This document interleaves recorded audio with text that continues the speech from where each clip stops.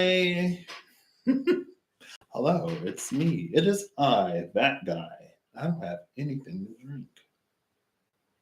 Trying to think if I have anything to drink. I could have made like tea or a red velvet latte. So I've discovered that brewing on lower, like the 8 instead of 10, does make them better because then it's less diluted. So, and then I discovered that if I do 2 8s in a cup, it's even better. So, well, it's fine anyway. Because if I just do an 8 and then like add a bunch of ice, I run into the same problem as if I did a 10. So, anyway, I'm here today. Oh, I made a community post about some stuff. I said some stuff in a community post. There was something else that I was going to do, but I don't remember what it was. Um, so I was at work and I was moving a keyboard, right? And it's a wired keyboard.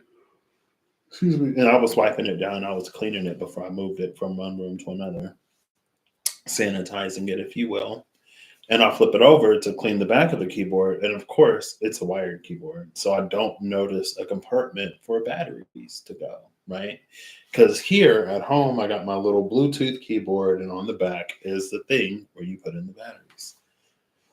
And that's how I got like wired versus wireless. When it's wired, the USB provides enough power that you don't need batteries in the keyboard or in the mouse if it's a wired mouse.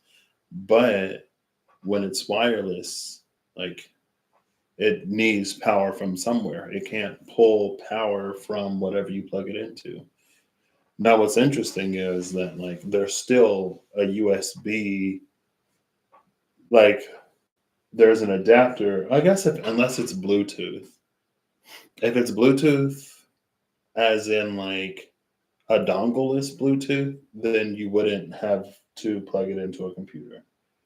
But for with a lot of like wireless mouses and keyboards, at least there's a dongle, a USB dongle. And so you still got to plug a USB into the computer, but you don't have the inconvenience, I guess, of like, where's my mouse? Is it this? Like I can move this all over. There's no wire coming out of here, but I still have this that I have to plug into the computer. I don't get power, basically. It was like, you don't get power. And I was like, oh. The one about the what I was trying to kind of sort of say in that 711 or 74 or 111 or 114 video. I think it was 114. That one. I was like, how do I? Because at the end of it, when the Earthkeeper came out and she was, when the Earthkeeper was looking the way she was looking, I was like, I get it, girl. I understand. Because I won't say I'm right there with you, but I'm a dude, right? I'm just one person living my life. And it's, again, there were some more things that I could say today. Maybe I'll just pose the question instead of going on a whole rant about it. But thank you. Just because I was wondering, like, how I could put it to most succinctly or accurately, like, communicate how I feel. And it was that saying, where there's light, there is shadow.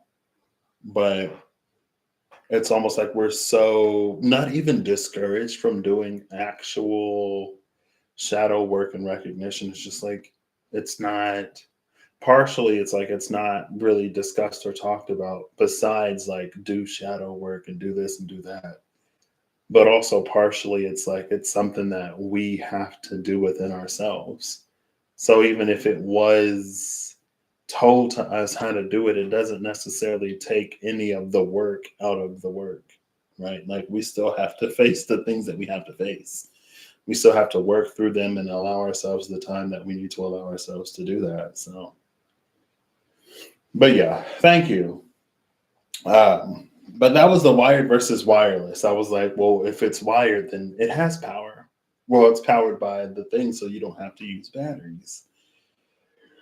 And then I was playing, on my break at work, I was playing the New York Times spelling bee.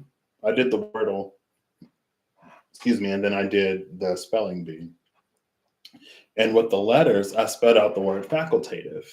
And it didn't accept it as a word. And I was like, I know facultative is a word. So I Googled it because I know like facultative versus like anaerobic respiration, cellular respiration.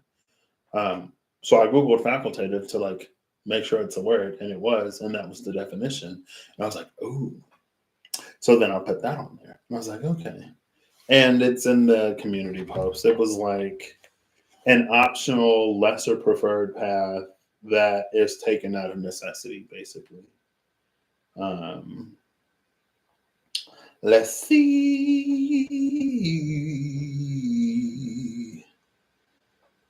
Facultative, occurring optionally in response to circumstances rather than by nature. So it's it's because of circumstances that this thing happens. It's not because of the nature of the whatever that it's happening.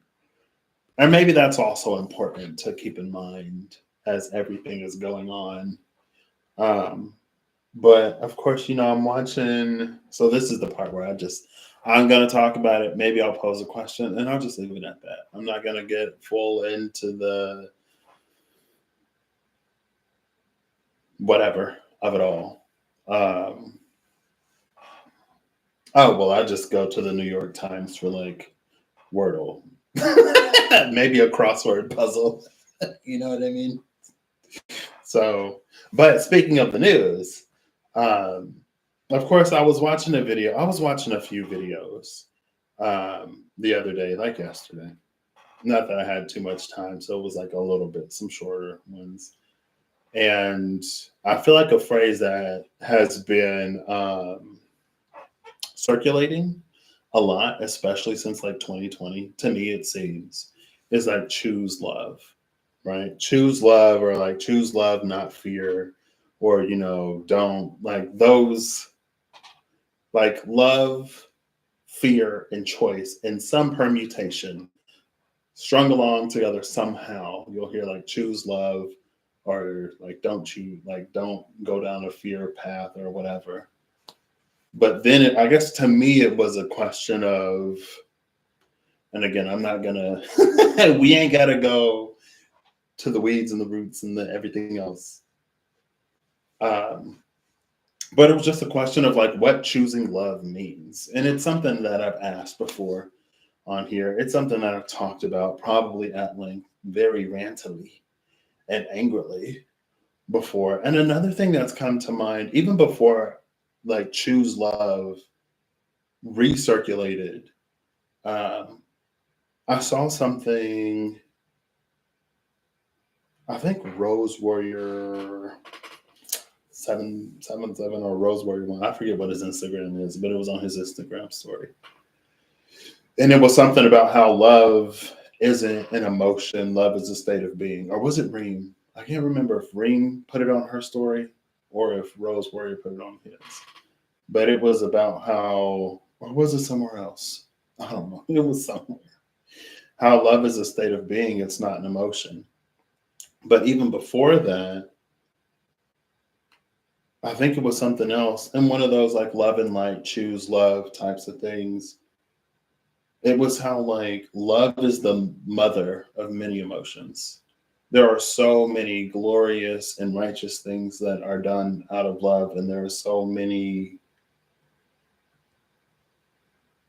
violent things, things that could be considered, especially from a certain viewpoint, grotesque.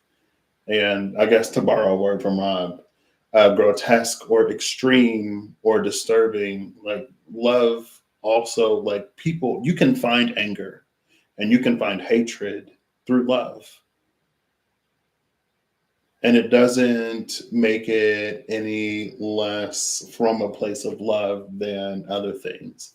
Mothers will become vicious and extremely protective and capable of things that you wouldn't think the sweetest, kindest mother capable of through love. Like love isn't some weak, passive, allow anything and everything to occur and happen. Like, I mean, it can be, but love is also more than that. And so love was almost like a Lilith freak, but only in the way that people say that, like, or it is said that Lilith is the mother of many monsters. It's like love is the mother of many emotions, and not all of them high vibrational. But then again, going back to choose love, like, especially like choosing love and not fear, what does that mean? Especially in a situation where things are happening, right? So, like, if there's a mother and there is a mother who's like averse to like blood or whatever, right? She doesn't like blood, and her child cuts themselves and they're bleeding, and they go, like, look, I'm bleeding, right? What would that mother choosing love look like? Would it be like, no, you're not bleeding, say that you aren't bleeding and then you'll stop bleeding? Like, why are you like, you know what I mean? Like, what is it that we actually fear, I guess, is the question. There's two questions. What does choosing love mean? And what is it that we actually fear? Because if we fear seeing the world as it is, or if we fear a cruel and unjust world,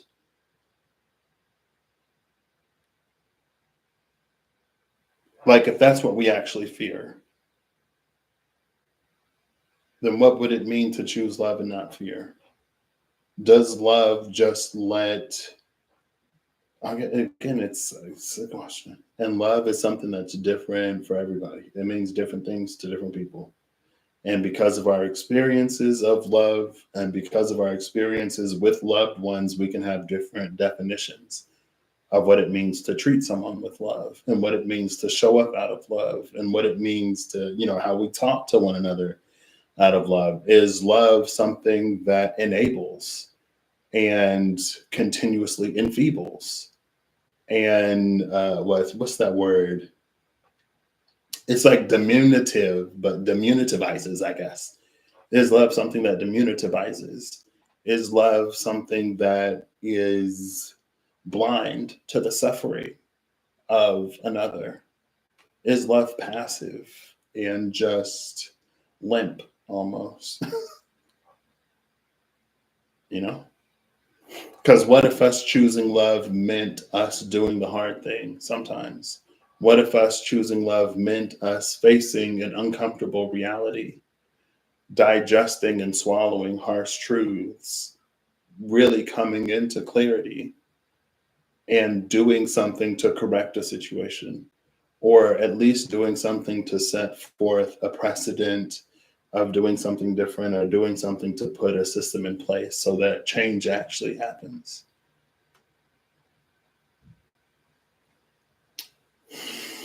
So yeah, that was it. Because again, at the end of the day, people are gonna do what they do, and I'm just some dude.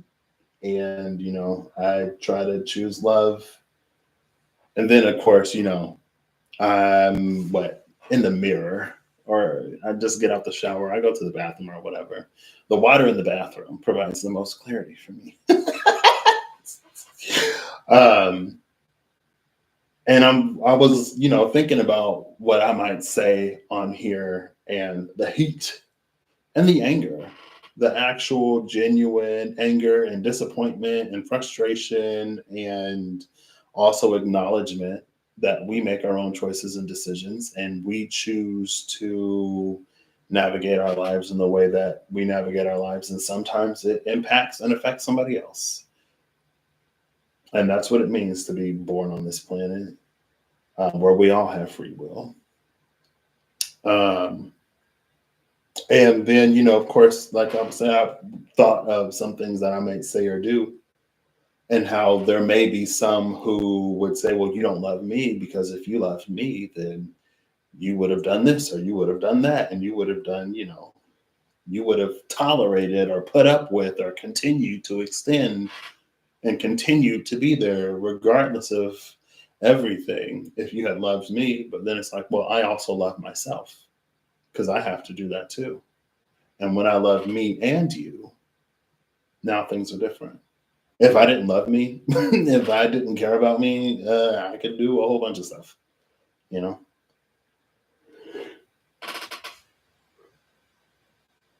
But also, I think sometimes, again, it goes back to, is love the one that enfeebles and enables and just has a bottomless well of tolerance for, or is love like, the tough love? Is love the teacher? Is love the instructor? Is love the Saturn sometimes? Is love not Saturn sometimes? Is love not Jupiter? Is the opposite of love not Saturn? Is the opposite of love not Jupiter? It can be. It can all be, whatever. So I guess again, it was just that question of the next time, we watch the news, or the next time something happens in life, our lives or the lives that of someone that we care about, what does it mean to choose love? Even every day. The next time I know I always bring it back to food, but the next time we have the option to go for this job instead of that job, or this food instead of that food, or this person instead of that person, what is it that we actually fear? And what does it mean to choose love? Because it seems like new age spirituality sometimes will have us actually choose fear out of avoidance, but convince us that we're choosing love because we're not falling into negative low vibrational energies or emotions. We're staying high vibrational, you know and it's like, okay, but intentions, motivations, it's all nebulous. But outside of that, did I say hi, David? I can't remember. Hello. I kind of wanted to, I didn't know if I wanted to use one deck or different decks. I didn't necessarily know. Oh, I wonder if like something is one. I wonder if I can combine them almost. Also, I figured it makes the distinction almost a little blurrier or harder for me. The distinction between water and fire is already um, like if I really almost like feel into it or try to feel into it, for me personally, not for everybody, of course, but for me, it's almost hard to distinguish water from fire. Um, and just because I say that doesn't mean that I'm necessarily asking for somebody else to tell me what it means to them. I mean, you can, of course, but that's not necessarily what I'm asking for. Um, but it was almost like I was like, okay, well, what if water is more like the spirit instead of the essence of something? And it feels like, yeah, water being the spirit makes sense to me, but it makes it almost harder to distinguish the spirit from the soul. And the essence is easier because, you know, even though it almost quite literally means the same thing, but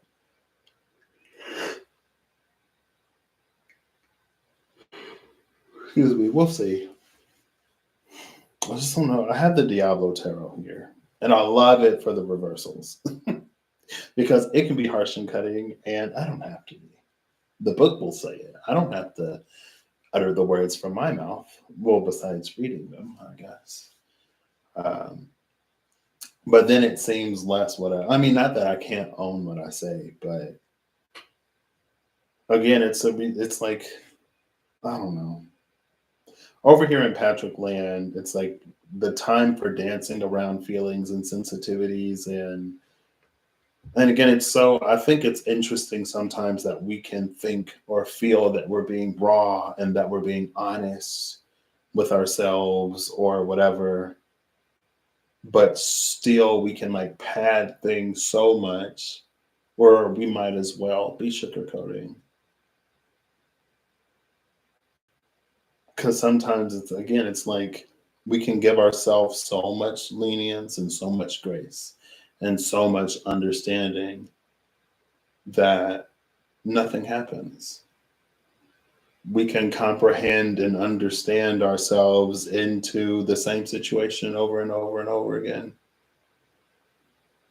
And again, maybe, and it's not an easy question there's no easy answer to a lot of stuff. Life isn't easy.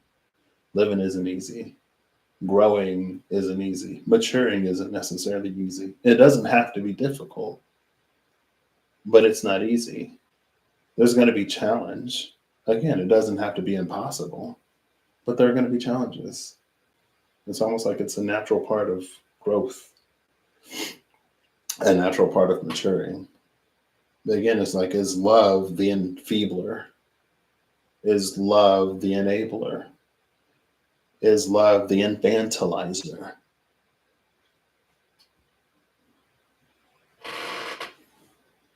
And maybe for some it is. For different, like love for a child, is it going to be enabling and infantilizing sometimes? Probably. Love for a teenager, maybe love for a teenager is a little harder. Maybe love for a teenager holds the teenager more accountable and responsible and sets them to a higher standard, because that, or it is understood that sometime soon they're going to be responsible for their own choices and decisions, and the parent or the guardian can't necessarily take the punishment for them. There are going to be some things that, like, they're going to be their own person, right? They're about to open up to a whole new world of responsibility, in which they are responsible for their own actions, in which there are some things that they will have to pay for themselves that cannot be argued away, explained away, maybe even paid away. And then left for an adult, maybe a combination of the two, right? Enfeebling and enabling in the way that you understand that the other person is an adult. They are responsible for themselves and they make their own choices and decisions, but maybe accountable in the way of, like, you're making your own choices and decisions. You are creating your life, the life that you have to live. So while, yes, you do have all of the authority to make your own choices and decisions, maybe sometimes you want to consider the impacts and the outcomes and the effects of those choices and decisions. Because again, like, you're going to have to live that life. You're going to have to live those consequences.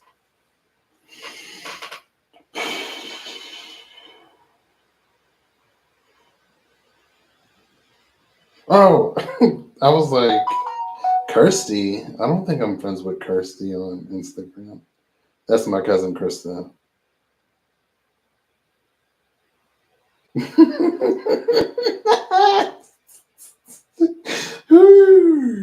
Feeling attacked by the algorithm on Instagram. Oof.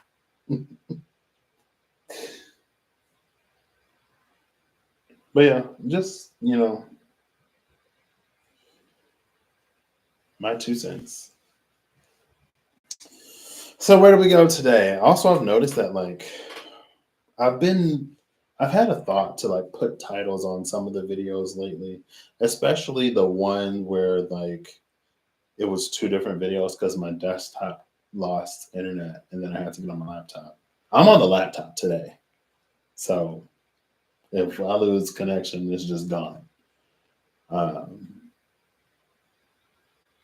Because I was on my desktop last night and I had to order something, and I get all the way to the very last confirmation screen. I hit OK, and it's cycling and cycling. And then they're like, we've encountered an issue. I'm like, oh my gosh, what is the issue? Desktop doesn't have internet.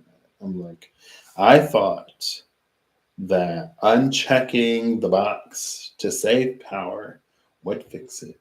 Apparently, it hasn't. And maybe there's more to do. But I got on my laptop. My laptop's connection is reliable. This laptop, I've actually had to fix the screen of this laptop. I can't remember how it broke, but I ordered a replacement screen and I replaced it myself. And it's a little Or at least it was a little. Maybe not anymore. I think like a piece of double-sided tape or something that I like partially didn't know that I needed, also partially just kind of like lost. And so it made a little noise, like the whatever, but now it seems pretty solid. It's not doing the right side a little.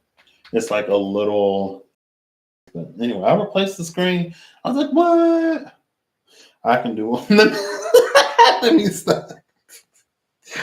With the information of the web at my fingertips, I can do much more than I would be without it, than I would be able to without it. So I could use the science tarot because we're talking about power.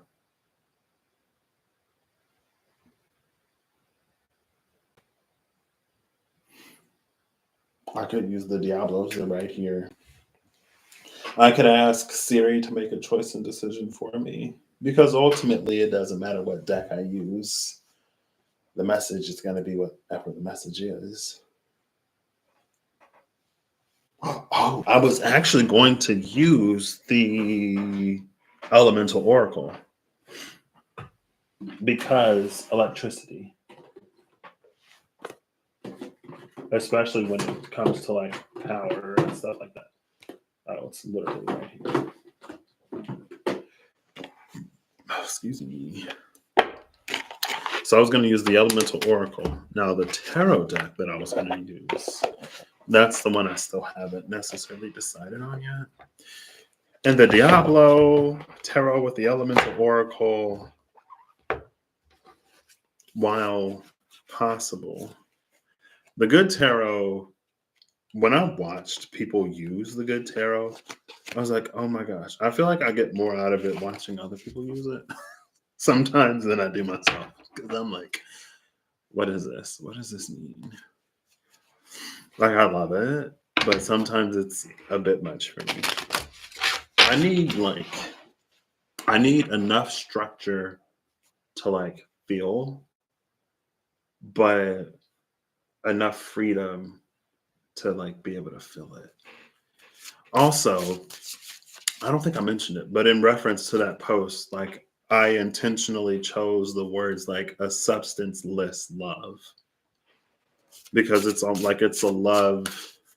I mean, not to call it substanceless is to see it a certain way, and it doesn't offer the same freedom than just like posing it as a question.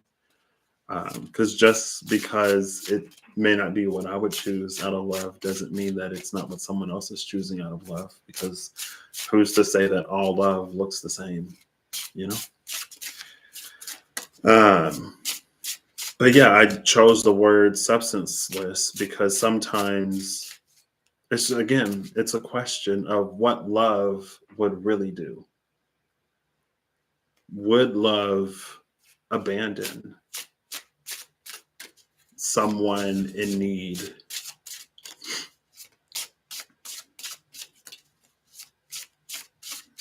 And then again, it's the choice of what we actually fear.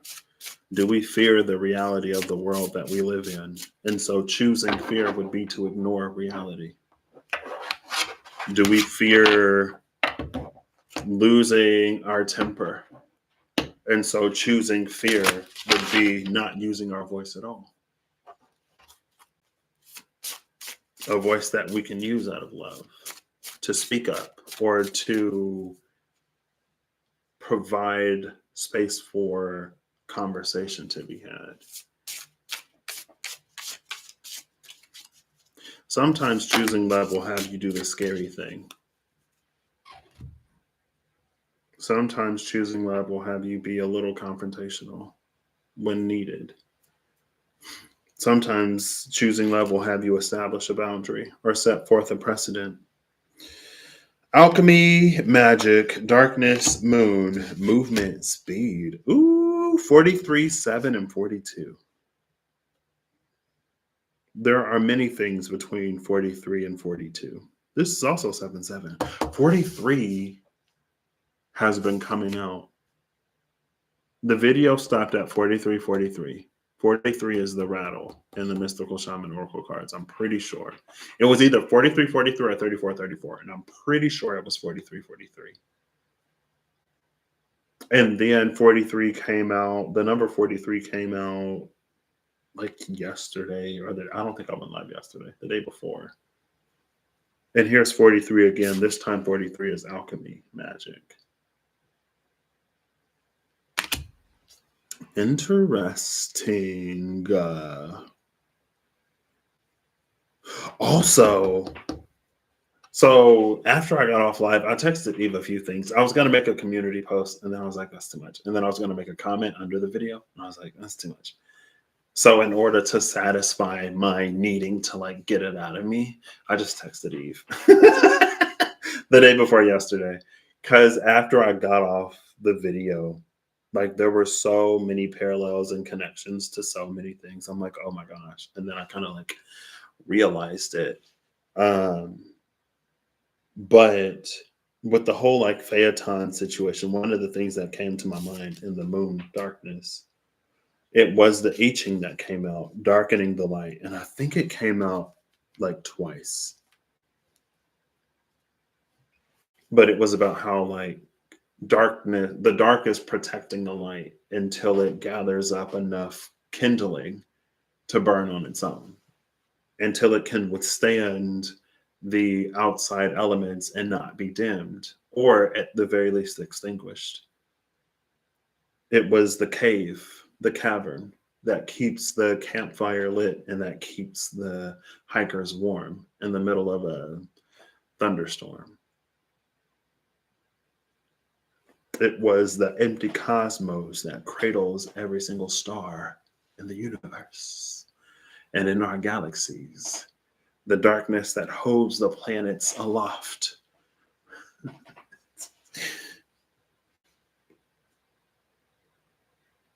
And then when that Four of Pentacles, the Knight of Wands, and that sun, like the thing that was emerging from that underworld type energy in the sun that claims the world while others are vying for it. I was like, oh, see, that was darkening the light. Now the light is strong enough. It's like, actually, I believe I have right to that. And then they can't argue because all the receipts are up. And it's like, well, I may have done this, but I didn't do that.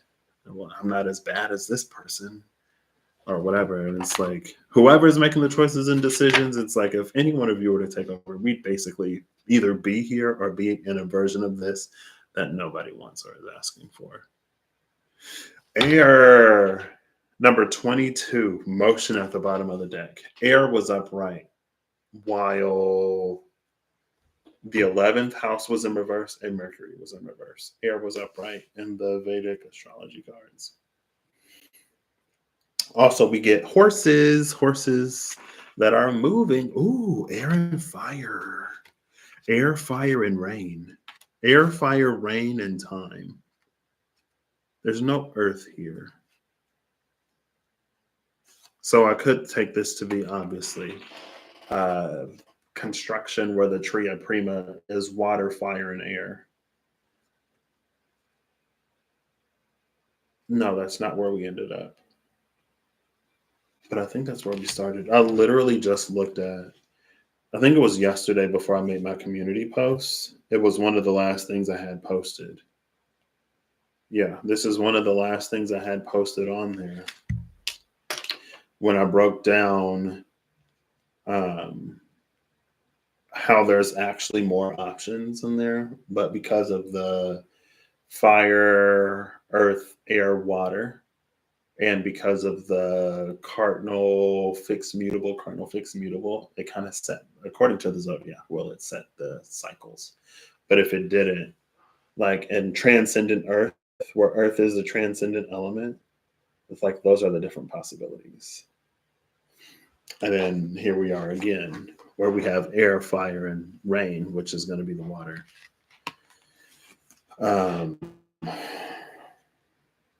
But it's like all of the little magic circles. Oh my gosh, this is the Page of Wands. The Page of Wands that came out in the Astro Matrix Tarot. whenever I saw the page once. I don't remember. That could have been a thing, but I was like, what is Patrick doing? What does Patrick say?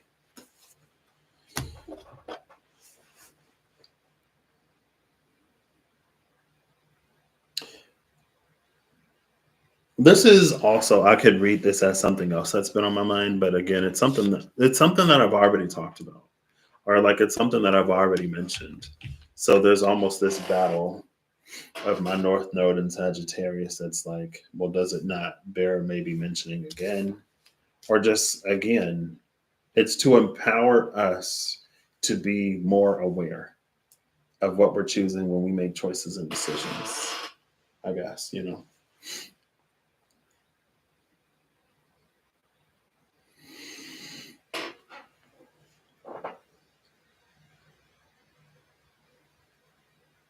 Is this her hair? I think it is.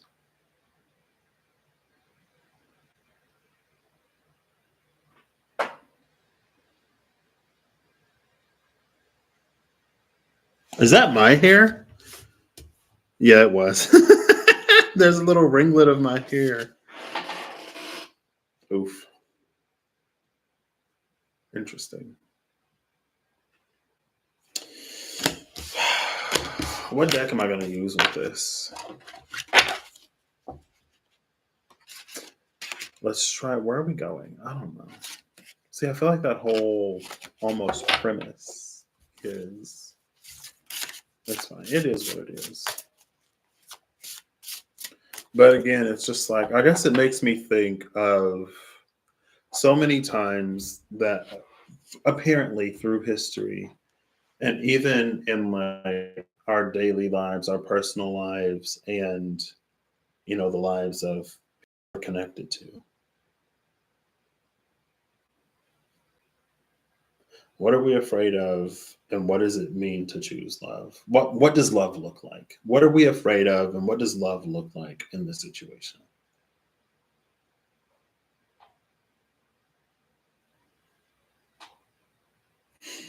I could use Lenormand.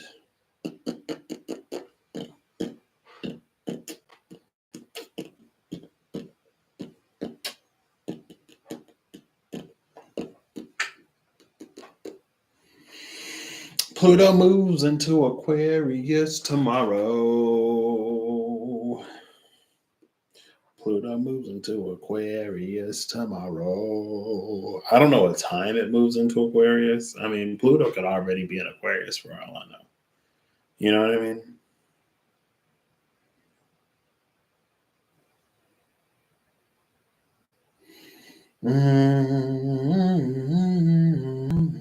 Could I just use? I could. I feel like if I just use the Elemental Oracle, though, I shouldn't use as many cards. I almost see the Elemental Oracle being a good partner to the Mystical Shaman Oracle cards. And I did mention the 43 is the rattle in that deck. Without Eve here, I can't make any choices or decisions on my own.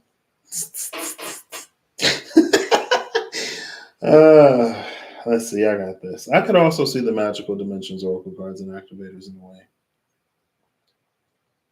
What is the nature of my inquiry? Wired versus wireless.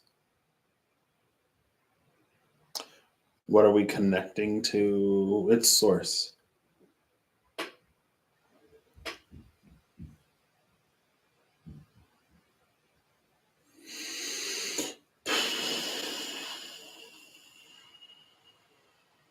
It's almost like bubble gum. I know it's kind of gross, but like chewing gum.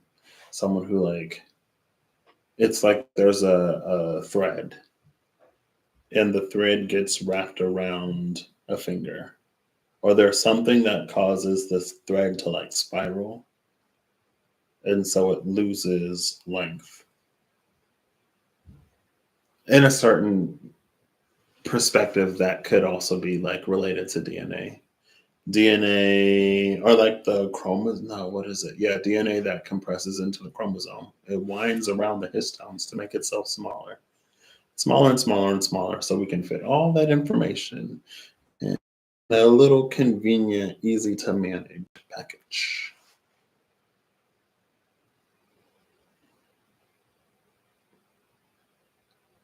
And that is still open. Maybe there's a deck in there. I'm looking at the Dragon Oracle. I'm like, maybe there's something else in here. I see the Gilded Reverie, Lenormand. I see the Star Dragons. Is this the Tarot of Magical Correspondences? Oof, I see the Tarot of Magical Correspondences. Wait, is this the guy? With the 777 on it? And I mentioned Rose Warrior 777. This might be the deck. I'm a little scared because Eugene Vinitsky. Is that the guy Queen Cup is always talking about? I didn't know that I had a Eugene Vinitsky deck. I think I actually got this. I know who I got this from. Why is her name escaping me? Well, it's been a minute since I've seen her, but still.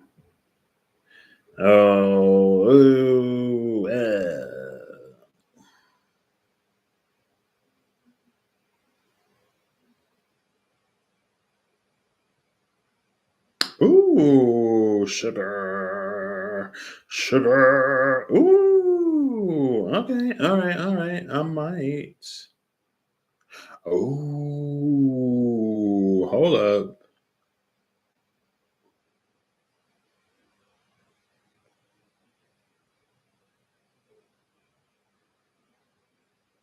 The zodiac acting through Taurus upon Jupiter.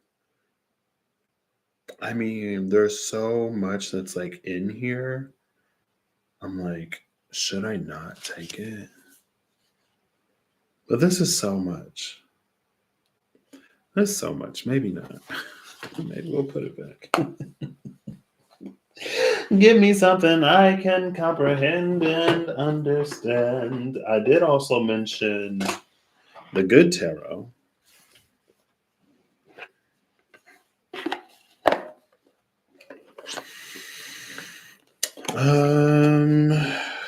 Seven of Air. Maybe not. Well, there's the Seven of Air. Independence, nonconformity, living life on one's own terms without people pleasing. Now is the time for me to live life on my own terms. So I must find the courage to reject conformity. I mean, I guess a community that's not great, sure. Listening to my yearning for independence is key to breaking free of groupthink and attending to my own needs.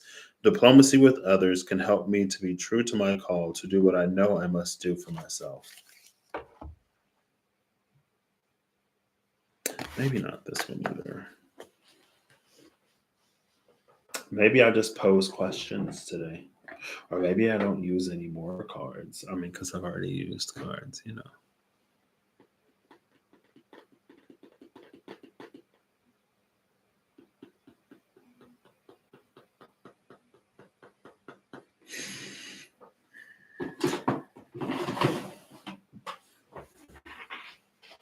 I think I'll just use these.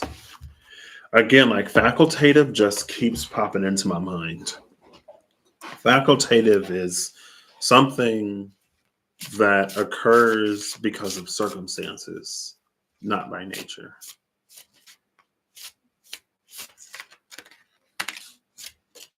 Sun, light, number 6. And then again, alchemy magic, of course.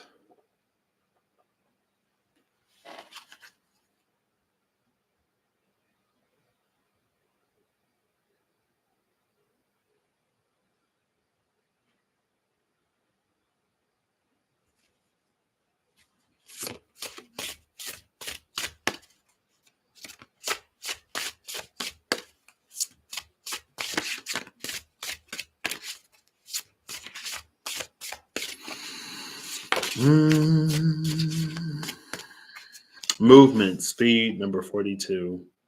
Power, volcanoes, number 9. So the 6 was the sun. See if that were a 6. The 9 is the volcano. Volcanoes erupting almost giving like, CME solar flare type energy. Dark matter, mystery under that. The butterfly over the mouth of mystery is giving me curse vibes. I think curse was number 14.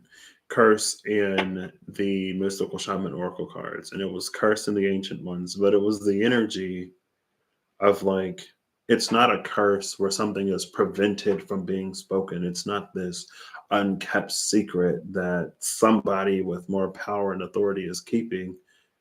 It was just, it's again more the vibe of like things that we would never think to do. It's like no one's telling you, oh, what that never mean? Oh,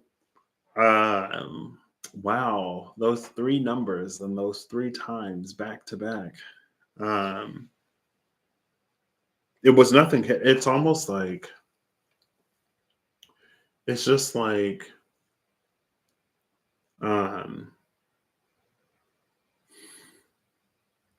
it's like exposure, what we're exposed to and how we process things, what we think we have to do in order to accomplish a certain means or whatever. And then it's like, we think that there is some shortcut or some secret knowledge that is kept from us. And maybe it's something as simple as like nobody ever thought to do it this way. Or even if they did, they didn't put any action behind it, which almost mirrors or reflects back on something that I heard earlier today. Which was like sort of what we bring to the table in our own unique experiences. And sometimes, especially if we are in a territory that we're unfamiliar with, to which there are those who are sort of already established there, we may think, well, if I had this thought, then certainly somebody else had this thought. And because this isn't what we're doing, obviously it didn't work, right? Because like, if the improvement that I think were actually effective, or if it would actually make things better and it's not being done, then obviously it's not as great as I think it is. I can't have been the first person to notice this. And so it doesn't even bear mentioning, because certainly it would be done. And it's like, or nobody ever thought about it. That's what you, as the unique individual that you are, with a unique collective of experiences, knowledge, abilities, challenges, obstacles, everything.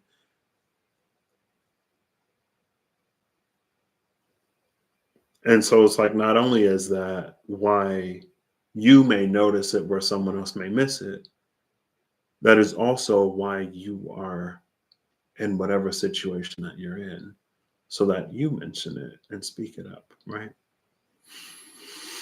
I'm looking at this piece of paper here because I'm like, what is this? Why is this still here? And it's how the day room turns. Oh, yeah. This was in the video that terminated at 43:43, because I was talking about the skills of Anubis. And the first skill of Anubis was the day room. And I was like, the day room can turn into the scales of Anubis if we like stretch this out and then we drop it down and then boom, you got scales, you know?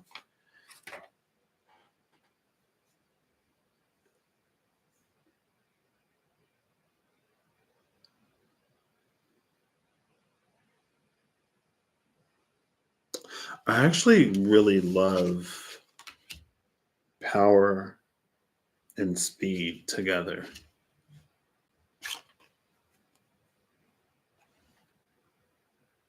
Especially with the mystery of dark matter behind that power of the volcano.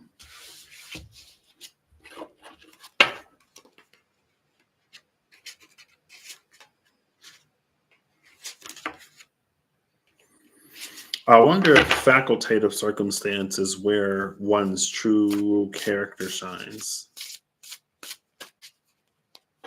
True character, I feel like, is almost a loaded way to say it. Um, because a lot of times, whatever we say, choose, or do, we're acting in truth, right?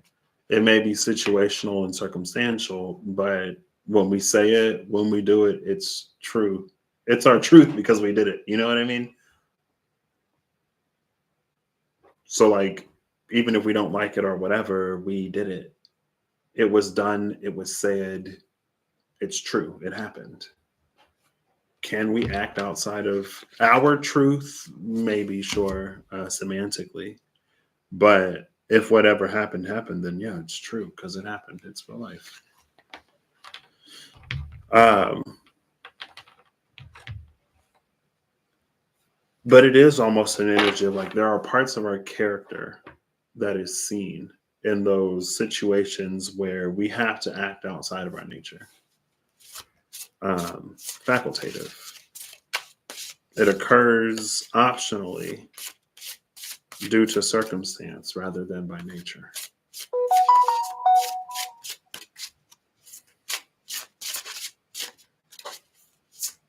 It's all circumstantial.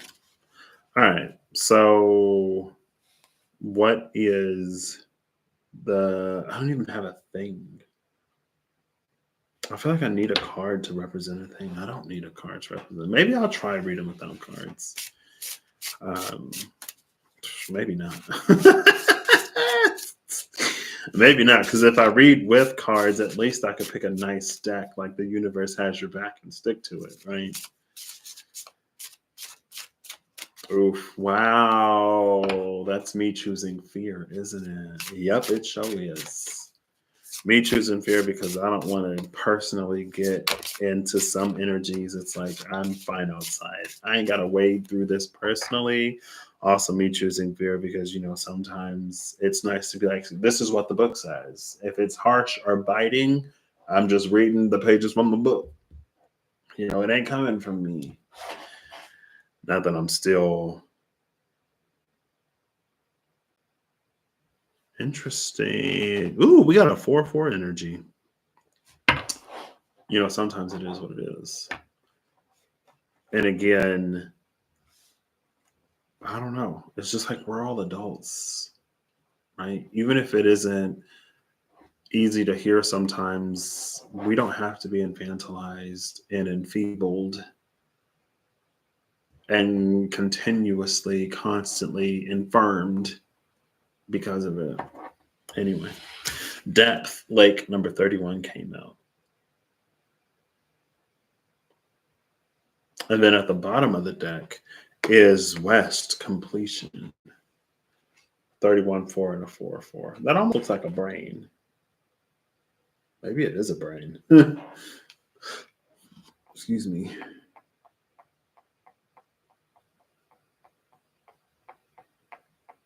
And then there's a puzzle piece. There's a card in the Osho Zen Tarot that makes me think of that. I think it's Beyond Illusion, but it might not be. There's a card with like a puzzle piece missing or something like that.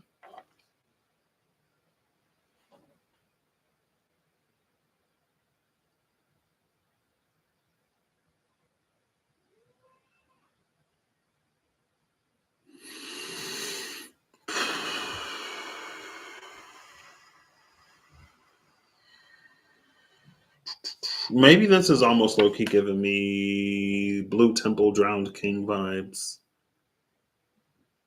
The 7 breaths that walk us closer and closer to our deepest consciousness. Like theta, brain, gamma, whatever.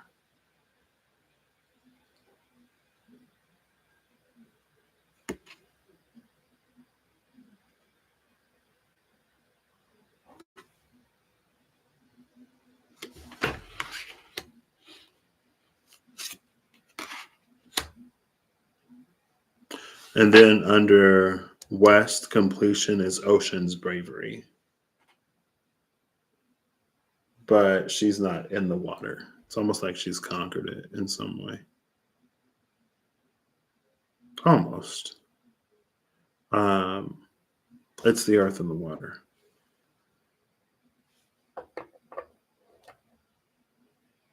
See, like it's almost like this is why like shadow work and stuff is so important.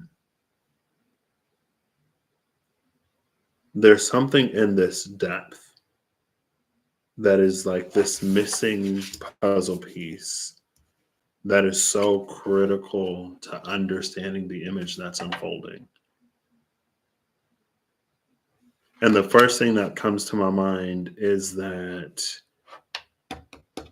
graphic where there's like one person running away from another person, but because of the frame, it flips it. It makes the runner seem like the attacker and the person attacking seem like the victim.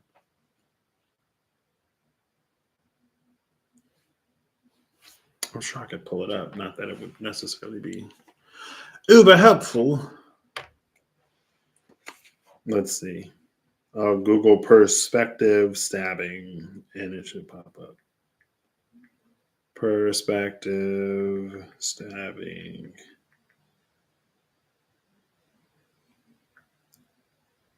And I'll go to images. And none of these are coming up. Come on. Don't do me like that. Don't do me like that. I feel like over here, when I was typing it, okay, well, maybe viewpoint, perspective drawing. No, these aren't it. For those who have never seen what it is that I'm talking about, I will find this for you. Let's say one man running, another with a knife. Drawing perspective? No, crap. Boo! I gave into the algorithm too quickly. Or the autocomplete. One man running, another drawing. No, another holding a knife. Media? TV news. It's this one. There we go.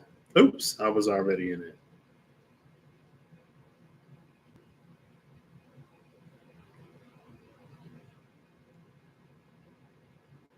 This is the image. That's the one I'm talking about. Because of the perspective, it makes it look completely different. So it's like that's what comes to mind with depth and completion. It's like when we dive this deep, we almost zoom out from the TV screen and we see the complete picture.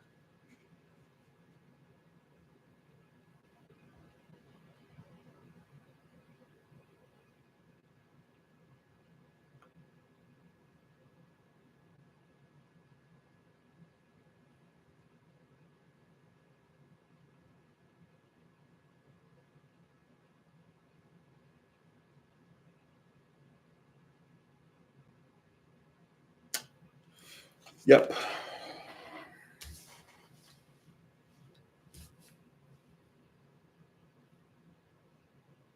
I wish I had. I feel like the wired connection is what is change wind number 24 with gravity groundedness at the bottom of the deck.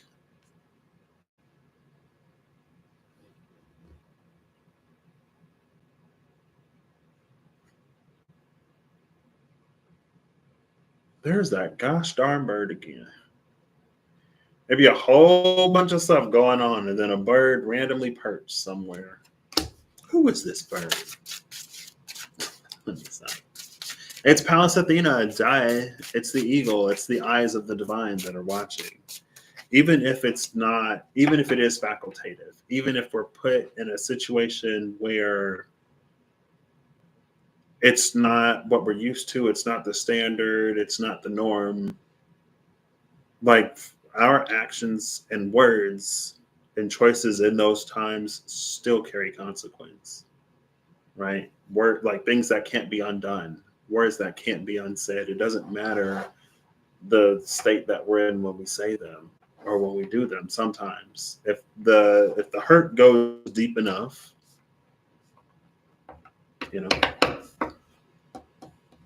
Oh, look, there's rain at the bottom of the deck again. So wind is what it looks like wired. Because I'm like, what would this wired connection even look like? And it would look like wind. Wind is almost like there's an energy here that's almost able to see both sides of something at the same time, almost like seamlessly. It's like to see action and consequence at the same time, cause and effect at the same time as something is like playing out. And I say that because we see all of this on the outside of this circular, whatever, but then there's also stuff on the inside of it. There are things that happen on both sides.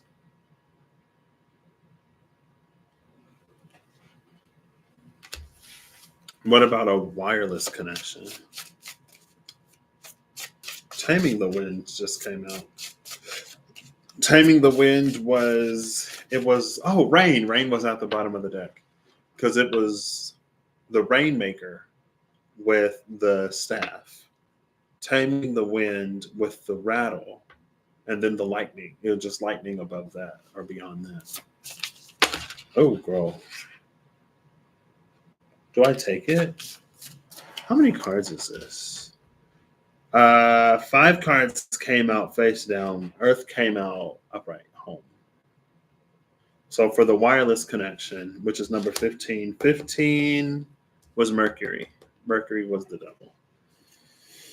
We have connection, the biome, number 44. Cleansing storms, number 23. Purity ice, number 33. Music, joy, number 28. Endurance, rock, number 20. And then again, motion, air, number 22. Kind of love motion air for wireless because it makes sense. And then, so on one side is 22, on the other side is 44. Earth is the card that came out. Okay. Because, like, Earth would be almost like where we are. Like, I guess this would be the dongle. Is this the dongle or is this the mouse? Maybe this would be the mouse. It's one or the other. And then we also have air, which would be like the wireless thing on the other side of it.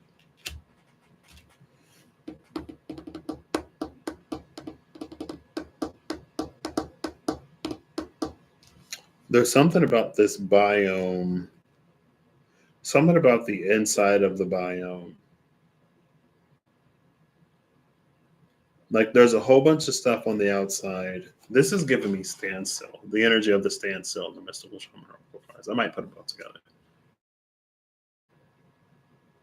But like there's all this stuff inside that we don't get the same architectural view of as in the wind.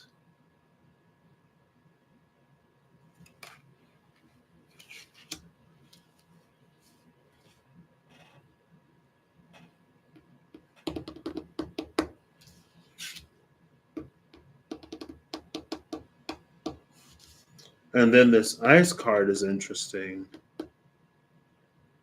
because it's almost like there's a certain hostility because of the icicles. There's a hostility below the ice that is interesting in comparison to Death Lake. Like there's a freedom here and a calmness here that isn't present here. We have a single horse that is stomping the ice, and we have all this movement in air. This is giving me not necessarily Dark Knight energy, but it's like this is a horse that is stomping. It's almost like the horse is trying to wake this person up, or the horse up here, the horse in the heavens, is trying to catch the attention of the one below the ice.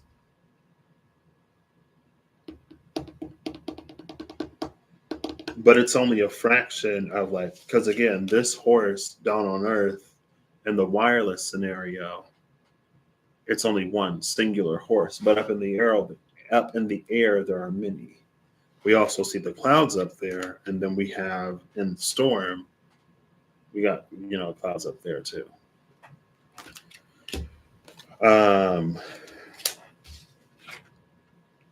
Joy, music, endurance, rock music. What?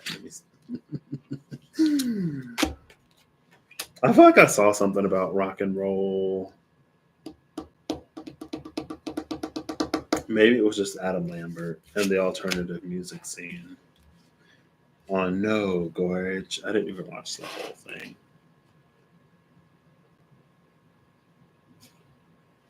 Music and rock endurance.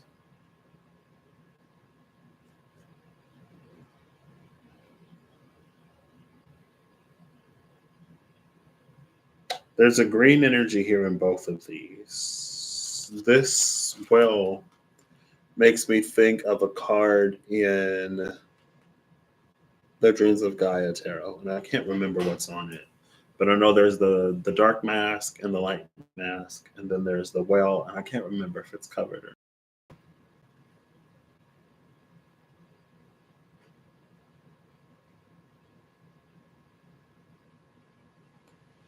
Here it's grown over.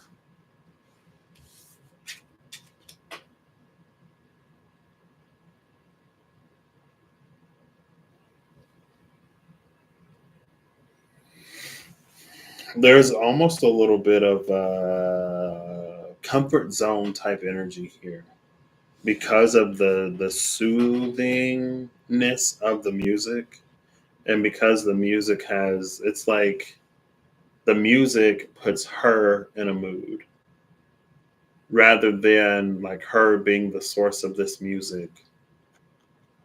uh it's almost like the music is moving her rather than like moving with her. It's like, like the ability of music to dominate a mood, right? Like you hear, like you could be happy, for example. You could be happy and hear a really sad song, and then it puts you down almost. Or the opposite. You could be really upset, but you listen to some like upbeat music, and the music has you like, okay, like I'm good now. I've been there. I remember I was real upset one day, and there was this song called Positive Vibes. I literally had it on repeat for like 2 to 3 hours because I got an hour in. I was like, okay, I'm feeling good. And as soon as I turned the music off and I started to I started to get mad again. So I was just like listening to this song called Positive Vibes and like dancing for literally hours because I was like, this person, they don't want the confrontation that they think they want. You know what I mean? I feel like it was definitely one of those, I'm cool, I'm chill. I don't necessarily like confrontation. I don't like confrontation. But at the same time, I'm not going to be treated to any type of way, and I'm not going to be talked to any type of way, and I'm not going to be walked all over. Up until a point, maybe. But I definitely, for sure, have a limit.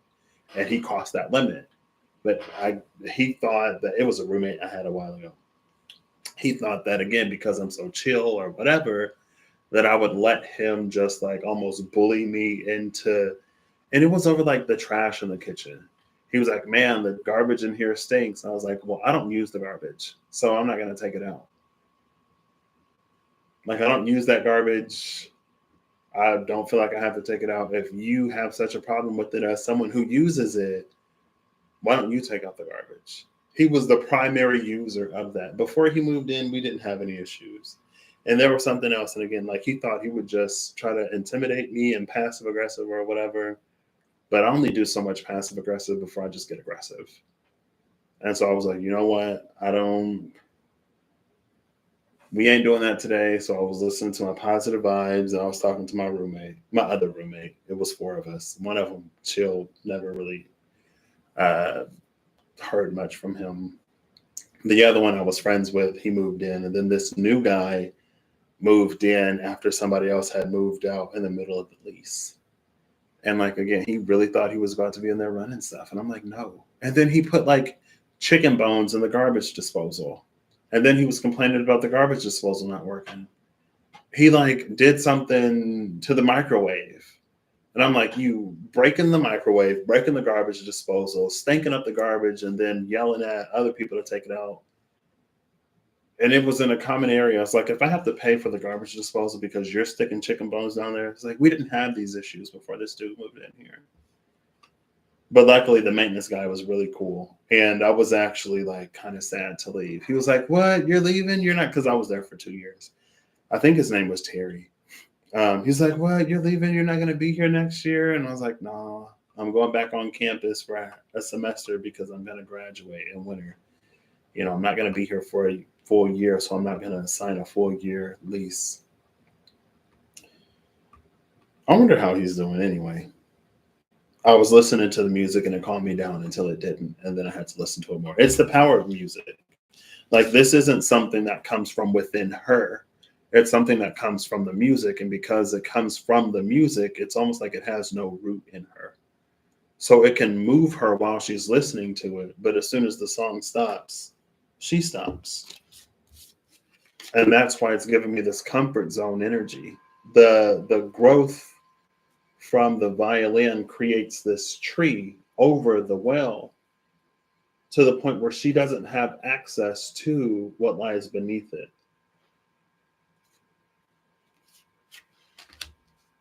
Right? So it's almost like that well, because it is, the well is a tunnel, is a channel that, yeah, this dude was like, the dude is irrelevant now, okay? I'm not gonna go on and on and on about this guy. My other roommate was like super timid, so he was like, yeah, I took the trash out one day because he was out there screaming. I'm like, dude, you're the one using the garbage. Why is somebody else gotta take out your garbage? Hello? He really thought I was about to take out his trash. I'm like, no, hello? I'm not even in here. I don't even use this garbage. The stuff that's stinking in the garbage can is your food. Hello? Anyway, I was like, yeah, no. And after that, when I was basically, so I listened to him. I let him talk. I let him do whatever. I was like, I'm not about to comply with this because you're not paying my rent. You ain't about to come in here and run stuff. Hello? But I listened to him. He was like, can you blah, blah, blah. And I was like, just looking at him. At the end, he wrote a super passive aggressive note because I wasn't doing what he had asked me to do. I'm like, yeah, no. You can scare and spook the other one into taking out your garbage, but it ain't gonna work with me. You don't want none of this. You don't. I'm nice and whatever. You don't want to see the Taurus in me. You don't want the Taurus moon. You get the Taurus rising. I got an early Taurus rising that plays with my Pisces. My Taurus rising sextiles my Pisces, so I'm chill, laid back, easygoing, move at my own pace, sometimes a little slow. My Taurus moon is later degrees, and there's a fixed star towards the later part of Taurus, and my moon is like not on it, but it's like close. And when that binaural star starts flashing, you earned it. You deserve it. You tried to take advantage of my kindness. You mistook my conflict avoidance for you can walk all over Patrick. And that's not what it is. I'll show you the reason why I'm conflict avoidant. I avoid conflicts because I end them. You know what I mean? And I don't want to be that person. But also at the same time, I'm not going to not be that person if I need to be. So anyway. And then I saw him on campus the next semester. And he was like, "Oh, hey, Patrick." And I'm like, "Hi." Like, we ain't cool. We ain't. He was on the friend. I know I said I wasn't going to derail this, but like he was on the phone. And for some reason, like we each have our own individual rooms. And then we shared like the kitchen and the living room situation area. He would go into the living room. He would go into the common room to like yell instead of just like being in his room. So he like went into the living room to yell at his girlfriend over the phone, talking about how like he doesn't need her and she only holds him back and all this other stuff. And first I'm just like, why do you feel the need to come out here where we can all hear you, where you're gonna disturb all of us? To yell at your girlfriend over the phone about how you're so much better off without her. And from living with the dude, I kind of doubt it, but also at the same time, maybe he was going through a lot. I don't know his circumstances, that I acknowledge. But at the same time, I wasn't about to let him treat me any type of way either. I don't care what you're going through. There are limits. Anyway, so that's enough about him. Whatever is created by this water, it restricts this well. The well is what provides depth. And it's in this depth that there is that final peace that there is this completion.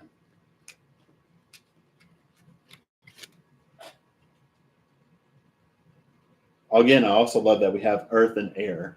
Earth is the first card, air is the last card. On the, what is this, like wireless? So that's what this is, wireless. But when it's wired, it's wind. Maybe that's interesting. When it's wired, it's moving air on earth. Wind. But when it's wireless, we have the earth and the air. And maybe this just, again, it represents the separation. This is the mouse. This is the computer. You still got to plug in the USB dongle, but it doesn't power itself. When you plug it in directly, you also get power. You can also power the device. So you don't have to worry about providing external power. And we have lightning here, but this lightning is coming in as cleansing. And it's almost because, maybe it's because this lightning has to cleanse. It's because this horse has to try to awaken, that it's almost like there's nothing left from the lightning to be used as power. It's all diverted towards cleansing.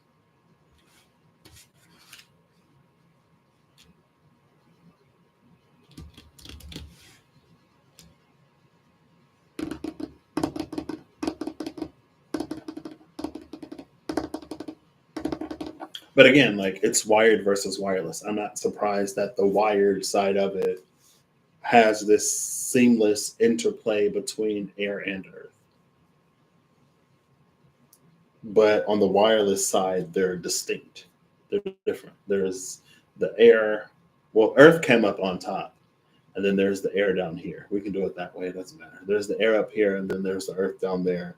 And then there's all of this distance in between where things get lost in translation and we can't, or we don't, whatever, the things that we form dependencies and reliances upon in order to put ourselves in a certain type of mood. But again, what our reliance upon those things to establish a vibration for us, what it actually removes us from. There's no depth here. How is this tree surviving? The roots ain't even in there to get no water. You better pray it rains, and rain ain't on the bottom of the deck anymore because I shuffled it.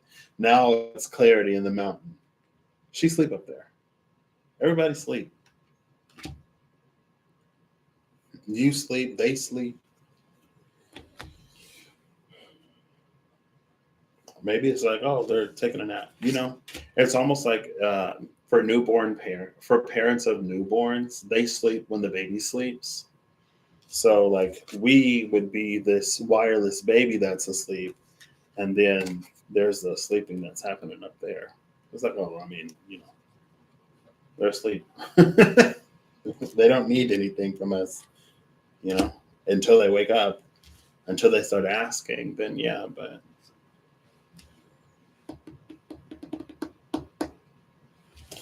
so what powers this situation? If all of the lightning that can produce power is used to cleanse, and if all of this horsepower is used to basically run circles on top of our head so that it catches our attention so we wake up. This is also giving me the 9 home. I remember she said she was leaving Utah Friday. So what powers this? What is the battery? And is it rechargeable? It's wireless. So what powers this wireless energy over here? If all the horsepower is running in circles and all the lightning is used to cleanse and none of it remains to be converted into power, if we are placated away from the depths and unable to connect truly as deeply because of these dependencies on the music,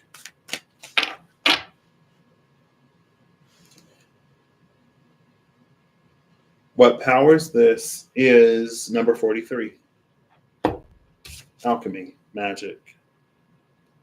Well, yeah. What else would it be?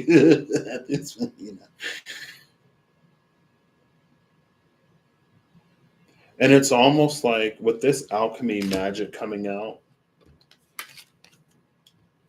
we have to find a way to somehow siphon off enough from these other sources to power like this would be my desktop computer that sometimes loses power because the lightning is cleansing, because this horse is purifying, and because the well is inaccessible.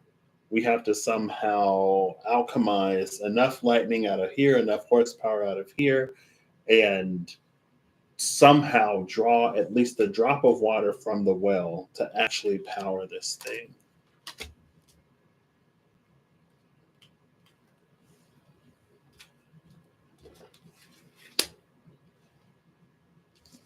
So one of the ways that we could do that could be accomplished through shadow work and healing.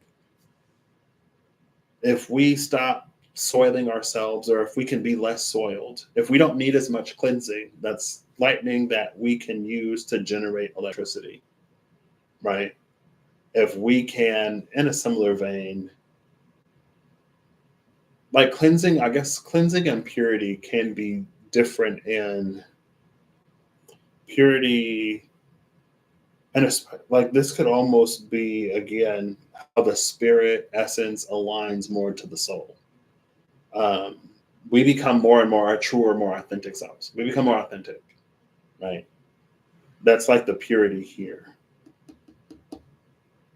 And then if we can somehow learn to not rely on our circumstances as much, if we can learn to not rely on things external to us to put us in this mood,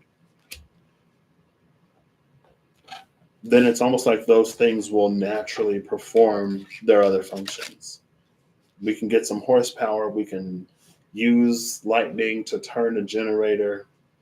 We can tap into whatever lies in this depth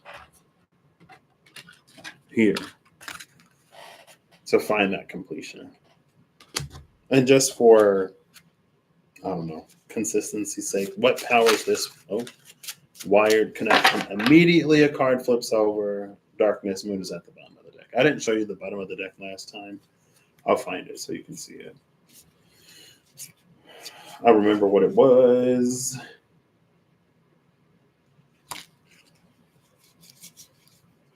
Interesting. I remember the image more so than the word. If I remember the word, I guess I would just tell you, wouldn't I?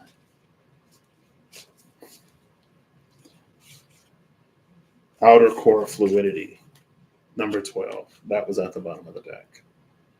Fluidity came out with this magic, alchemy. Given Venus energy, high key.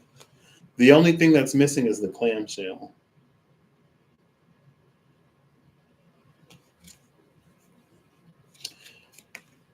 So the card that flipped over to power this wired connection and experience is South Adventure number 2.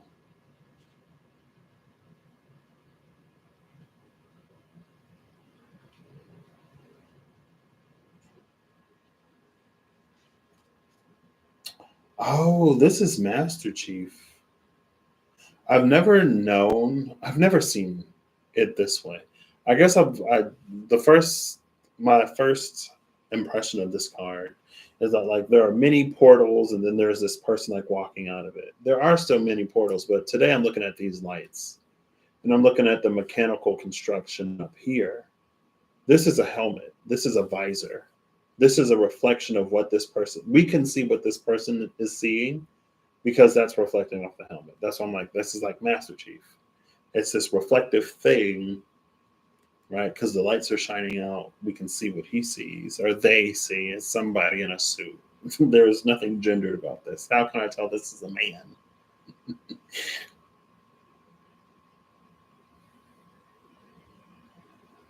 Adventure powers this.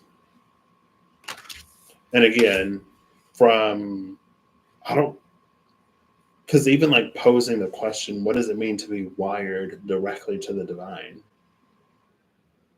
Especially when it's wired versus wireless. You know what I mean? But this is reading like the divine wanting to experience whatever. So it it tore itself, it didn't tear, it exploded itself into many individual pieces of which you are one and I am one and the rest of the world is one individual piece to experience something. And that's another thing. I don't remember if I've mentioned it on here. Is it worth mentioning? No. It's fine. And then we have moon darkness at the bottom of the deck here, which in that case makes sense. It's only an adventure because there are things that are withheld. If everything was known, it wouldn't be much of an adventure. You know what I mean? And so, for the purposes, the moon darkness is necessary for this adventure to be an adventure again. Um, it's also interesting that we get another direction.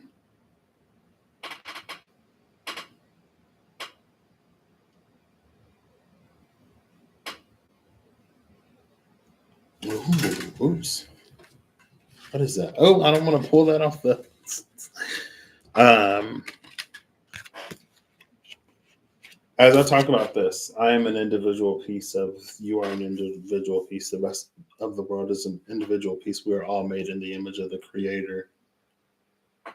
And then in this completion, a puzzle piece is found in this depth. So maybe we also find the truth of the piece that we are.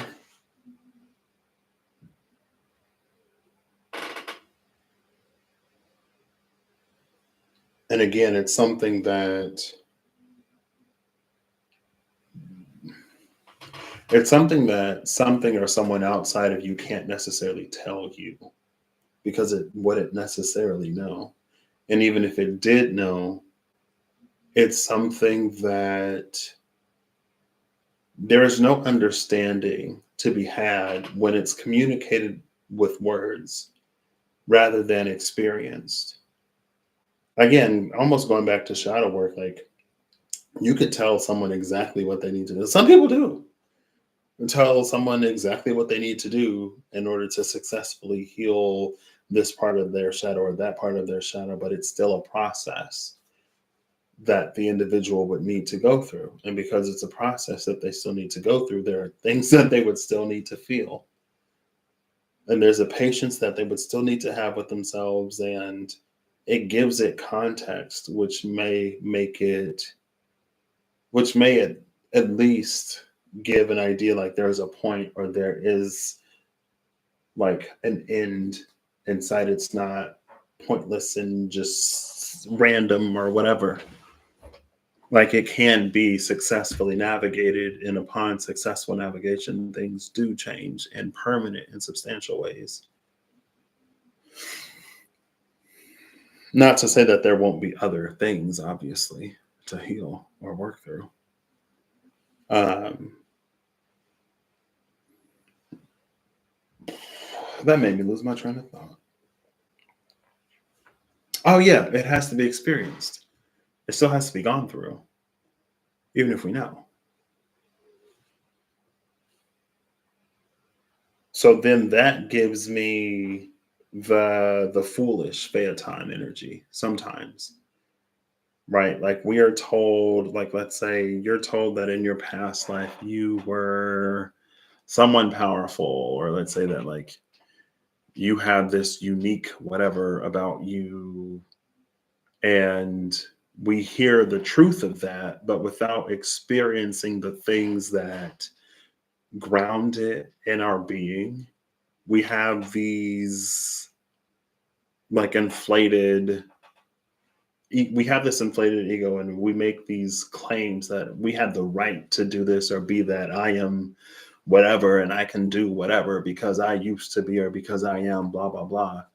But without the experience, without the training, without the endurance and capabilities, it doesn't matter, right? Like, let's say that there's a car that you have, and you have a 2-year-old, and you know that when you're, I guess we're going back to kids and cars. You know that when your 2-year-old gets a license and comes of age, they're going to get that car. That car is theirs.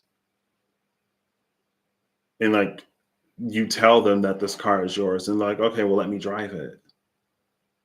2 years old, can't even reach would have to be on the floor to be able to reach the acceleration or the brake or whatever. In no way would probably be able to see the road, steer the car, and accelerate or decelerate all at the same time. But because they know it's theirs, they think they have the right to drive it then and there. It's a disaster waiting to happen. And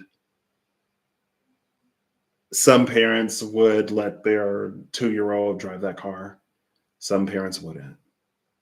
It's no judgment either way.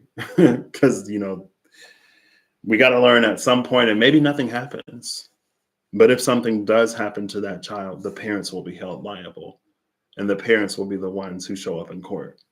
And the parents are the ones who will have to deal with that loss for the rest of their lives. It's a choice and decision we make.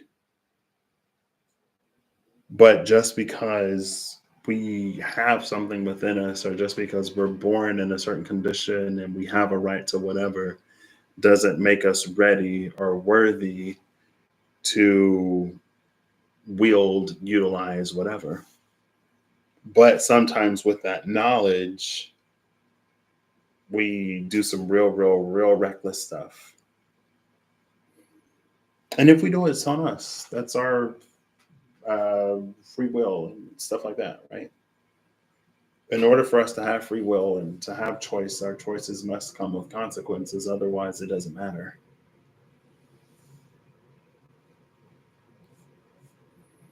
It's like if you walk into a restaurant and they have a menu, you order what you want, but they're gonna serve you what they serve you anyway. What's the point of the menu if you're just gonna give me a water and a fish sandwich? You know what I mean? I didn't want this. I didn't ask for this. It's like, oh, well, the menu is to present you with the illusion of choice, but we're really just going to give you water and fish.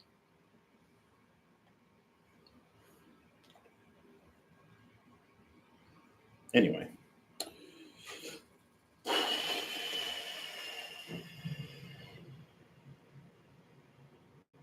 There's also, if we look at the magic and alchemy on the wireless side as the source of power, and the adventure on the wired side as the source of power.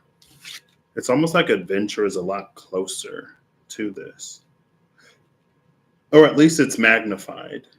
Because like you can see like some of those similar circles and stuff up here, but it's like with this adventure card, like they're right up on it. You know what I mean? Could speak to proximity. It could also speak to scale. Because I mean, adventure is right up on it, yes, but that's in between the hands. How much closer can you be?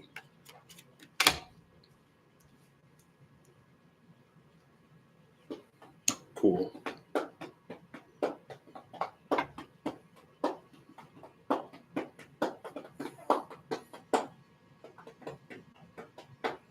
And we still have this bird right here, just sitting here. This bird just, where's the book? Where the book at?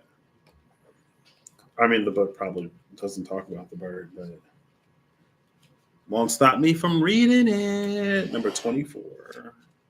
Wind, change. Resisting change is useless. Be prepared for a change in direction. You have been warned of change, so believe it. Ancient Norse word for wind is the word of power. Wind is responsible for the majority of the movement of gases on the Earth's surface. It is measured by direction, speed, velocity, and energy and moisture content. Winds are caused by changes in atmospheric pressure. When air moves from a high pressure to a lower or vice versa, it creates movement in the air. Winds are influenced by geography such as mountains and seas. Wind speeds are measured by the Beaufort wind force scale and range from level 0 for calm to level 17 for a super cyclonic storm or typhoon with winds in excess of 222 kilometers. Level 17 winds cause total destruction of even well-made structures with solid foundations. Ancient peoples took a great deal of notice of wind direction as it could herald a change in season, a message from the gods or guardians, a particular... I just skipped a whole page. Oh, there's the voice speaking your word. Wind from within. A particular kind of weather event or the beginning of trade winds. Knowing when trade winds were starting was important to transportation by sailing ship. Without favorable winds, ships would be delayed, becalmed, or sunk. Some winds have been given special names and are a part of human history and culture. The Greeks called their four winds of cardinal direction Boreas, Notus, Eurus, and Zephyrus. The Khamsin is the infamous hot wind that affects Egypt and Israel that caused invading armies huge problems via dust storms. Kamikaze is the Japanese name for the wind that turned back Mongol invaders. Oh, what? Oh, is that the wind of God? Kami, God, Kaze, wind? Maybe. Is the Japanese name for the wind that turned back Mongol invaders. The Mistral is the powerful, cold, northwesterly wind that carries fierce storms across the Mediterranean coast of France, but is beloved by winemakers further inland. The Chinook is a warm, dry wind that melts the snow on the east side of the Canadian Rockies. It is considered a strange wind because even though it brings warmth to the freezing area, it also causes migraines. Winds have been signifiers of change for millennia. Depending where you stand, you can face them, use them, or resist them. Wow, that was actually pretty interesting. That also gives this, again, like this puzzle piece, an interesting flavor. Because it's, the type of wind that you're dealing with and what that means and how that can be used, faced, resisted. Or that was just Earth. Am I going to read Earth? Nope. I could have, but I won't. Interesting.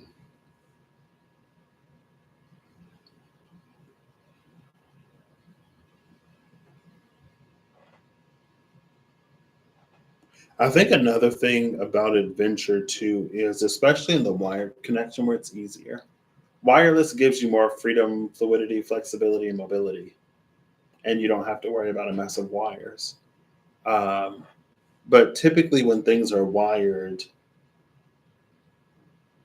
not only are they powered by whatever you connect them to, sometimes at least, with computer accessories and technology more so. Um,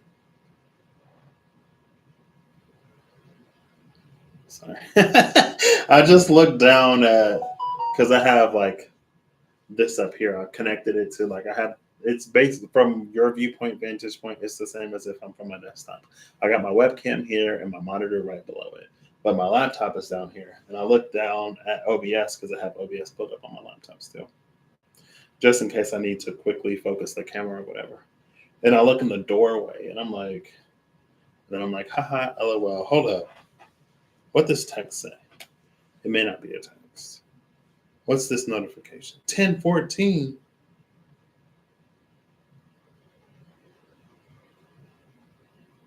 Trying to find it.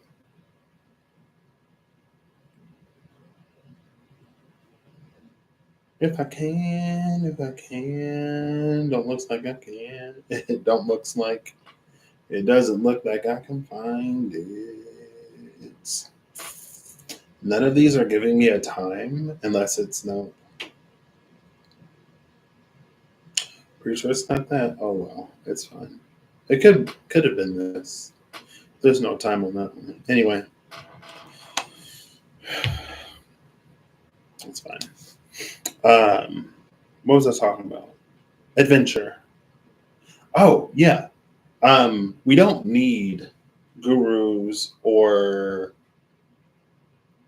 we don't have to have gurus in text and someone to give us information. Again, the dark matter mystery with the butterfly over the mouth. We don't need someone to tell us those things. If we live a life connected to the divine, those things will naturally come to us. We just have to be open, cognizant, aware, and face, use, or resist in whatever way we need to the wind when it comes. With adventure powering this,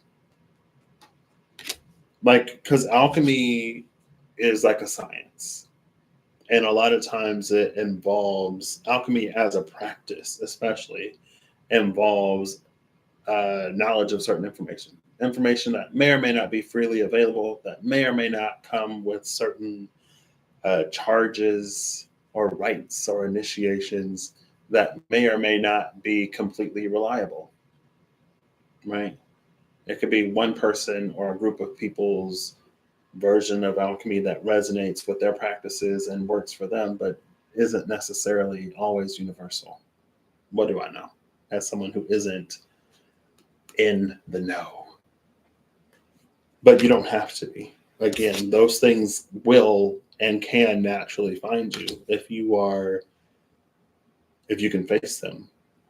There's a guy who I saw on YouTube. I don't remember. Is that his name? I might actually remember his name. 1 second.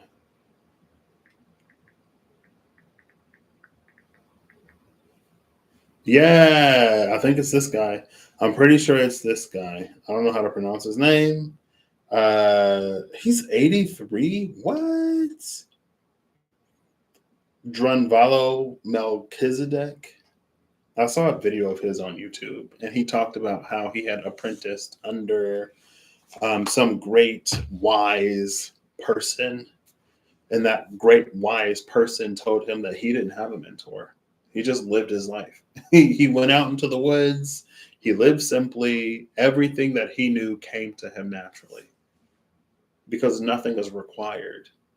If anything were required of us to know, then not only would life be unfair, but like judgment would be a little more difficult.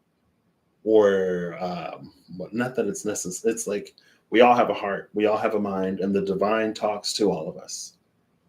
Whether we choose to listen or not listen, whether we choose to obey or not obey, whether we choose to seek curiously or ignore or whatever, that choice is on us. But at least karmically and cosmically, Of course, external situation withstanding, because I'm sure there are some circumstances that justify things that make it different for different people, because all of our circumstances are the same. But we all have access to that. And you don't need someone else to tell you what the divine is saying if you have an ear to listen to the divine, because the divine will tell you what the divine is saying. The divine is sometimes always telling us what the divine is saying. We just go through periods where maybe it's a little more difficult to hear and listen because the music isn't as loud. Circumstances in our life may be challenging and things may not be going in a way that we want or we desire. And so it becomes hard to hear. We feel distant and disconnected, even though the presence is there the same as it always is. It doesn't go anywhere.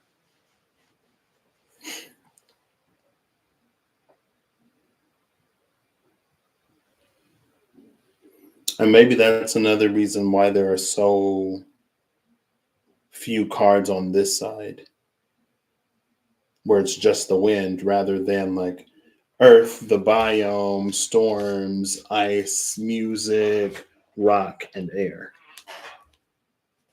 Because when you're powered by adventure, those things, it's like the fool naturally going through the journey from magician to world.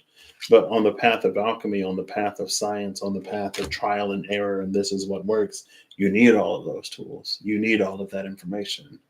So here is some of them right here, right? If you take a class, sometimes you're going to require textbooks and papers and pen and different utensils, and maybe there are fees because you have an experiment that you got to have the materials for, and like we're going to show you how this works. So of course you need the information. If it's alchemy, or even if it's a kind of almost like sorcery, for anything that doesn't arise naturally from within, if you don't know, you won't know. But the darkness of the moon is here, again, at the bottom of the deck with adventure. And facing that isn't always easy. Facing winds and knowing how to work with winds and knowing how to identify one wind from another isn't always easy. Being grateful for the Chinook that brings warmth isn't always easy when it also comes with migraines. But adventure takes the migraines with the warmth and understands. And because of that, I don't know, it's not as regimented or curriculum-y, or not as full of, it's not as restrictive. And it's not as well defined, but well defined in a way that is restrictive. I can't, it's like, according to alchemy, if you want water, you have to do this one way, or this other way, or this other way. And they all require a certain number of ingredients, a certain number of tools. You have to reach the right temperature, pressure, the situation, the circumstances have to be just perfect in order to get this. It's almost like cooking with a recipe. It's learning to play music by sheet is wireless. But wired, you learn to play by ear. You learn to cook by taste. So you just almost like learn, you become more MacGyver-y, right? You don't have to go and get mugwort and a Bunsen burner and a flame and this liquid and that liquid, and you do this for 13 hours and you mix it all together, and you have to stay awake, because if you nod off for 1 second and something goes on for too little or too long, it'll mess the whole thing up. It's less organic. But of course it's less organic, right? It came from outside.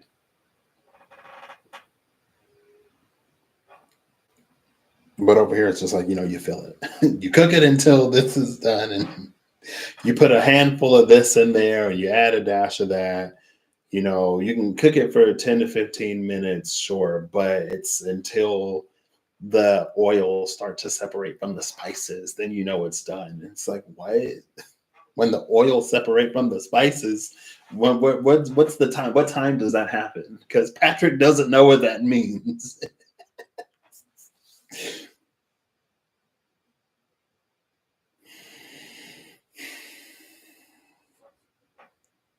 It's Hierophant energy. The Hierophant is a gateway to the divine. The Hierophant is not the divine and is not meant to be a replacement for the divine. But for reasons, it had to be. And so sometimes it is because we need it to be. And sometimes that's how things have to be as well. No matter our path, if we navigate it in our way, in the way that is right for us, we get there. There are alchemists who can do things that magicians and sorcerers or the natural adventuring, like there are things that alchemy can do that adventuring doesn't necessarily, right? That are at least not to the same degree, right? It's because alchemy can have such an intricate knowing of things that it can maybe be more precise in the fine tuning of one thing or another, right? It's almost like because it is more restrictive in some ways, the depth of knowledge and information is much more rich and much more vast. And there's a minutia to the details. Again, it's like the taming the wind versus the rainmaker. The rainmaker may be like, if I do this and if I do that, it rains. Taming the wind is like, well, if we can affect the temperature of air in this area and that area, or the pressure of air in this area and that area, when they meet, then this will happen. Who knows more, the scientist or the farmer? Neither. They both know what they know. They both know a lot. And when they work together, they'd probably be surprised at what happens. Because there are things that theory can account for that natural observation may fail in, just because we don't see the subtle things. We don't see with our naked eye the microscopic. And so we can be completely unaware because we don't see it. It wouldn't be something that we naturally observe, but there's also a reality that happens that can't necessarily be observed from a textbook, right? How many times have you gone to a doctor or you called IT support and they're like, if you do this and you do that and you do this, you should be fine. And you're like, well, I'm doing it and it's not working. And they're like, well, it has to be working because that's how things work. And you're like, well, I'm here and I'm doing what you're saying and it's not working. So I don't care how things are supposed to work according to your books and your bills and your education and all this. But it ain't happening in real life. Obviously, it's a combination of the two. To be both wired and wireless. There are no right answers to a lot of things. Sometimes there is a right answer. And sometimes that right answer isn't the thing that benefits you that's easily justifiable.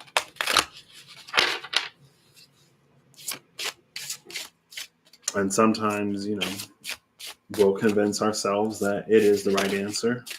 And then we'll find out that it wasn't. When something happens, when somebody comes to collect, when we're ill prepared for reality because we coasted along with whatever, we'll find out. So, bottom of the deck is air, motion. Guess what card came out? Guess what card came out? Guess what card came out? Voice. This is the wind that comes from within. Remember I said that? Should we read it? She's giving me nightingale energy. What's interesting is she's also giving me Vision Quest. For like if you see the Vision Quest and the Mystical Shaman Oracle cards, you wouldn't know why she's giving me Vision Quest. It's more like pictorial than energetic. You know what I mean? Like it's pretty obvious why she's giving me Vision Quest. Even to the colors that she wears.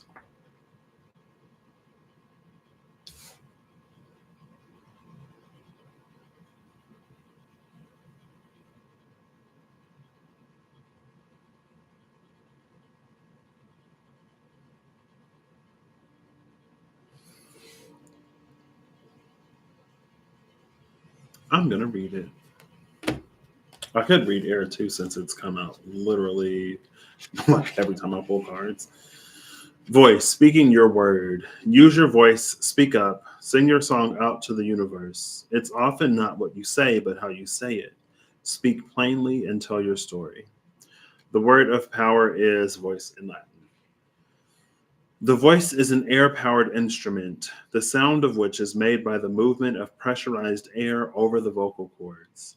The vocal cords vibrate, making audible pulses that are adjusted by the muscles of the larynx to give a unique variety in pitch and tone. The sound is further filtered by the lips, cheeks, and facial muscles, as well as by the position of the neck and chest. Every person's voice is quite unique because of the combinations of their physiology, although we do like to mimic others for fun. The human voice is capable of a huge variety of sounds, from harmonic tonality to grunts, squeals, and screams.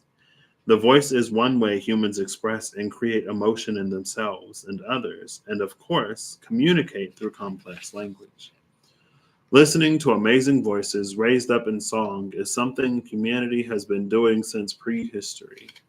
Yet, perhaps more importantly, being able to speak out about what is important to us is even more vital. You must use your voice both kindly and for the greater good. Not being afraid to speak out about injustice or to change a bad law or system has always changed the world for the better. And then pressure is number 26, which is transformation. Ooh. You can view pressure as being negative, or you can see it as being a shaper, director, or positive influence. Find a happy medium where you can benefit and not be disadvantaged. I didn't pull pressure, but that's interesting. Pressure is such an interesting thing. You know what I mean? It's just like pressure is one of the things that establishes a gradient. Um, and what's interesting is that it's like entropy is a thing. The universe tends to favor chaos. Um, like things more naturally fall apart than they do come together. But there are so many like things also desire like a certain settling. Um, like an object at rest will remain at rest, and an object in motion will remain in motion. But because of natural friction forces, most things will eventually come to rest. Um, so why I mention is it's interesting because like with pressure gradients, with concentration gradients, things typically go from higher to lower. So something will naturally go from a higher pressure to a lower pressure. And if you want it to go from a low pressure to high pressure, you have to encourage it to do so. Things will naturally go from a high concentration to a low concentration. If I were to spill water on my desk right now, instead of staying together where I spilled it, the water will naturally pool out to where there is no water, right? It's how plants work with turgor pressure.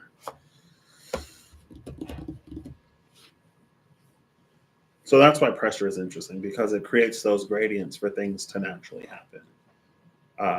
But sometimes there are things that can affect the pressure in one area to upset a natural balance.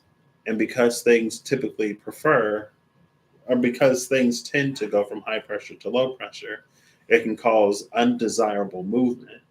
There could be something that you want to stay here. Like there could be something here that you want to stay here. But if there is something that comes in and creates pressure in that, it may be pushed out because it's seeking lower pressure, basically. And so sometimes there's obviously like a very specific instance in my mind as I'm talking about this, and I'm trying to recontextualize that for this. Um, it's like sometimes it may be more effective to eliminate the thing that is artificially increasing the pressure, or that is unnecessarily inflating the pressure than it is to seek more maybe like drastic means, right? Like if there's a leak, then and that's why there's a bunch of water that's being lost, rather than pumping more water into the system to keep it at a certain level. If you fix the leak, you'll stop losing water. Get to the root of it. Get into the well. Go beneath the music. Determine your own mood. Whatever. Anyway, that's what I got. Thank you, David and Sandra, for being here. Questions, shall I reiterate them? Sure. Sometimes in certain situations and scenarios, maybe it's important to identify what it is that we're afraid of before we attempt, or as we attempt, to choose love over fear. What does love do? What would love look like? And that's just one toolkit in the alchemist's toolbox, right? And the transmuter's arsenal. That's but one thing. But we say these things, or we hear these things, and we make certain assumptions where we may think that we're acting in accordance to them, but in reality, we may be choosing fear by avoiding something uncomfortable and inconvenient. Where love might actually say, wait a minute, hold up, I want to hear this. Where love will say, I will listen to you and I will do my best to help you through this. Sometimes in choosing love, we may go like, oh, that doesn't fit my version of reality. You're bringing my vibe down and I can't. And again, love is the mother of many emotions. Many. Just look at a mother. Look at a parent. You'll see. And just because it doesn't look like what love typically looks like doesn't mean it's not love. But anyway.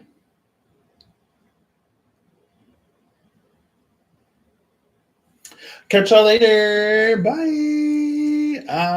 You might see me this weekend. You might not. I still need to do literally all of the cleaning and preparing my place to leave so that when I come back, I don't have to do all that cleaning. Still got to pack. Still got to do a bunch of stuff. So this weekend should be busy. And if I'm on here, hopefully I'm not procrastinating something that I need to be doing. You know what I mean? No problem. I hope you all, I hope you're acting in alignment to make all that you wish to experience your reality. I hope you have a mind to tap into your discernment and to use your better judgment to put yourself and to align yourself to a path that you really want. And that if something is required of you at some time that may be challenging or difficult, I hope you have the courage, strength, bravery, resources, resourcefulness to make it work, to make it happen. I hope you an agency in your life to take accountability for the things that are for you to take accountability for. And I hope you a self-compassion and a self-kindness and a self-love to realize the things that aren't yours to take care of. And I wish you all the best in navigating whatever that may bring to your awareness as you make more and more informed choices and decisions. Like keeping yourself ignorant doesn't mean that you're going to make a better choice. You're just giving yourself less information to make that choice from and to make that choice with, But, sometimes when you know. And if you know what you know, then it is what it is. You know what I mean? Then it is what it is.